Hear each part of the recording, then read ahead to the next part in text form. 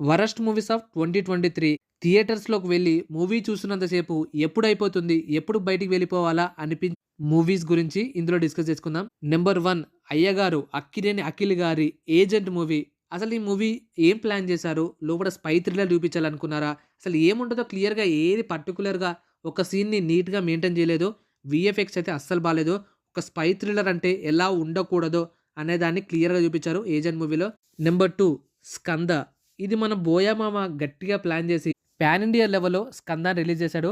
Pan India దాకా వదిలేసి మన తెలుగులోనే ఈ మూవీని ఎవ్వరు చూడలేదు. అసలు మూవీలో ఒక స్టోరీ కంటెంట్ ఉండదు. అసలు 2 సీఎంలకి ఫైట్‌లంట. ఆ 2 సీఎంలని ఓడించేదే మన హీరో. సో ఇది ఒక వరస్ట్ మూవీ 2023 బోయా నుంచి. దాని తర్వాత 'ఆదికేశవ', పంజ వైష్ణవ్ తేజ్ అండ్ మన శ్రీలీల కాంబినేషన్‌లో వచ్చిన మూవీ. ఇది కూడా వరస్టే. సో ఈ వరస్ట్ మూవీస్ మీద ఒక లాంగ్ వీడియో ఉంది. అండ్ అవి ఎందుకు ఫెయిల్ అయ్యాయో కూడా రీజన్స్ కూడా క్లియర్‌గా చెప్పా. వీడియో లింక్ ఈ షార్ట్ వీడియో కింద ఉంటుంది. అది కూడా ఒకసారి చెక్ చేయండి.